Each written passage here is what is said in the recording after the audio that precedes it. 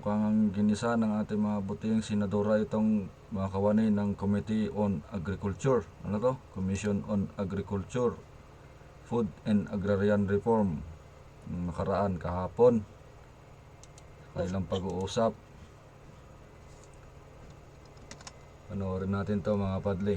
Itong pag-uusap ng mga senadora natin at saka ni Senator Robin Padilla, Senator Cynthia Villar at Senadora Amy Marcos. Kasama po si Idol Senator Robin Padilla. Panoorin po natin itong pag-uusap. Mukhang ginisang tahimik itong mga kawani ng Committee on Agriculture. Panoorin po natin mga padli. As a background po among the food groups, rice has the highest weight in the generation of inflation at 8.9% yung weights po. It meaning, when we compute the food CPR or inflation rate, yung rice po ang may pinakamataas na effect or importance po doon. Therefore, So wala kayong figure kung how it will bring down the cost of rice? Wala po, Madam Chair. So yun ang gusto namin eh. Hindi naman kami interesado dyan sa inflation. Palagi na lang sinasabi na ibaba ang tariff because it's the cost automatic because it contributes to inflation. Oo.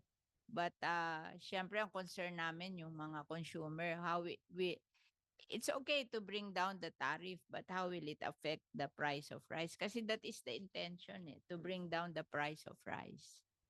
So you have no study on that? Wala po kaming official data on that, Madam Chair, but based on the fact na yung rice inflation po ang yung rice po ang may pinakamataas Oh, na alam weights na in the natin yun. computation. Everybody Malaki knows po yung that. effect. Oh, Yes, yun lang ang palagi yung sinasabi. Ang tinatanong namin kung how will it bring down the cost of rice. Yun ang importante para sa ating consumer at sa para mga ordinary people. Kasi yun ang ginagawang reason why we are bringing down the tariff to bring down the cost of rice. So we're asking you, how will it bring down the cost of rice? Ano ang projection? Nagbigay na ng projection ng ang PIDS, ayaw mag-agree ni Senator Amy. Nagawa daw siya ng sarili niyang computation, hindi daw ganun. O ikaw, ano computation mo? Wala kang computation. Ganito Madam- na lang kaya, kung nahihirapan tayo sa datos ngayon, what if, tignan natin yung nakaraan, yung mula sa 50%, naging 35%, ba't hindi bumaba? Yun lang yung akin, yung 50-40%. Di ba binagsak sa 35%? Di naman bumaba yung presyo ng bigas eh. Tumaas pa, di ba yung 34 pesos per kilo? Ngayon, lumobo na, nasa 62% per kilo. Eh bakit tumataas habang binabagsak yung taripa? Yun ang tanong ko, hindi ko maintindihan. Ngayon, sasabihin na naman natin, ibaba na naman, eh di lalong tataas, baka umabot na yun ng 80, 100. Parang baliktad na nangyayari eh. Yun ang gusto namin ipaliwanag ng mga dalubhasa, mga economist, kasi parang baliktad ang pangyayari. It's the board.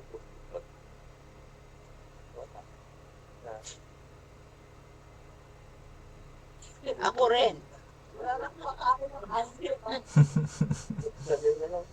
Ako hindi na nakain ng rice kaya I don't contribute to the high prices of rice. Vegetable na lang kinakain ko. And I'm teaching the people just to plant vegetable and eat vegetable. Oh, we can plant it in our homes. So madali lang, 'di ba? And rice we cannot plant in our homes kasi kailangan may malaking area. Okay, so can you next time can you give us a figure on that? We should review that kasi that has been the reason. Yung past kaya, yung nangyari noon, baka ma-analyze natin, bakit imbes na bumagsak yung presyo, nagtaasang pa? International na, Kaya nga eh. Di ba ganun din yung baboy? Pinangako sa atin, babagsak sa 220 yung baboy. Eh yung liyan po, lumobo pa.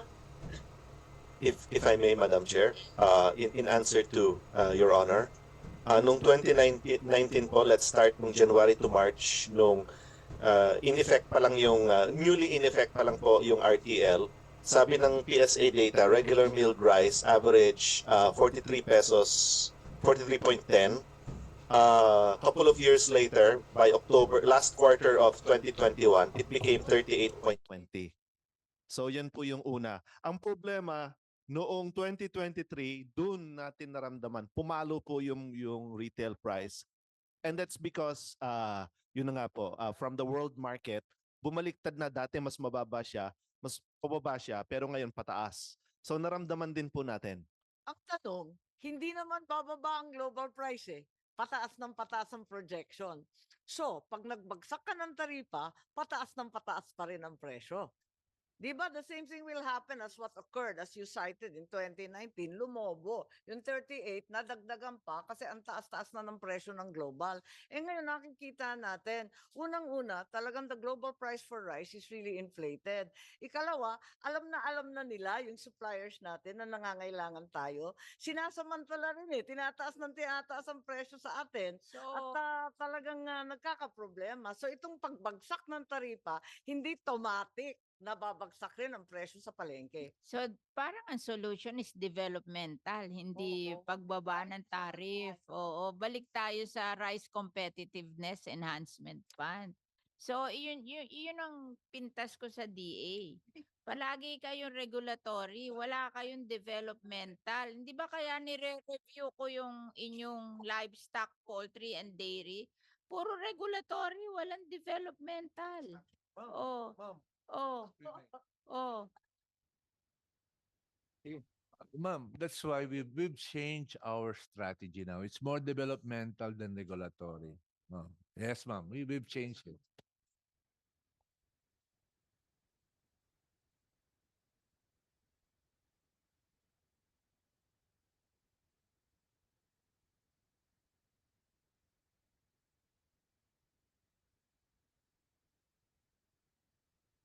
Foreign. O, di dapat makaproduce tayo sa sarili natin. O, bakit mo papatayin tong mga farmer? Sila yung Tama nga naman si magpo-produce. Madam dapat developmental. Yes. I-improve ang Okay, machineries, i-improve ang mamaya, pang-import mo lang. pang-ekonomiya ng mga Yung magsasaka. efficiency, dapat magdoble rin kung magdodoble ang budget.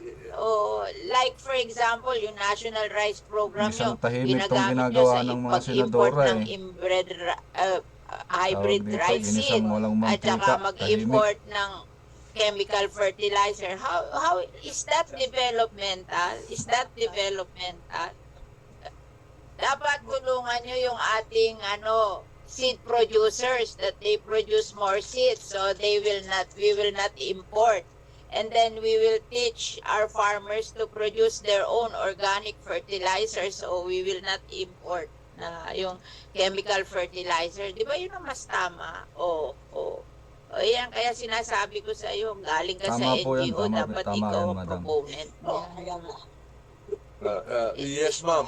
That's what we're going to do. Okay. Thanks. So, yun ang sinasabi ko. The answer Sana nga, is sir, gawin nyo. developmental, hindi yung tariff. Kasi tataas na yung world prices eh. Yun ang prediction eh. Kahit ibaba mo tariff, wala rin. Diba? Kailangan mag-produce tong atin local ng mas marami para hindi na tayo i-import. Kailan Diba? po kaya At a mangyayari lower yan, ma'am? price. Kaya tulungan natin sa mechanization, Dapat po sa tutukan natin yan. seeds, That's developmental. Sige. Alam nyo, meron akong appointment. So, we cannot finish. Anong masasabi nyo rito mga padle?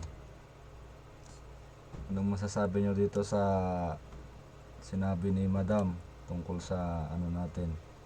Developmental or tariff? Anong mas maganda? Kaya na pong bahalang magbigay ng opinion nyo. Kung tutusin, tama naman. Dapat i-develop itong mga natin. Pangailangan ng mga magsasaka. I-improve. Kumbaga, tayo i-upgrade natin. Lalong-lalo na itong mga equipment, itong mga ginagamit natin sa pagsasaka. Tama naman si Madam kaya ito, gisang tahimik talaga to Pangiti-ngiti si Madam pero napikon na to. Kasi wala naman pupuntahan talaga kung aasa tayo sa pagbaba ng taripan ng mga bigas, presyo ng bigas. Ano masasabi niyo, Padli? Bigay niyo mga opinion niyo.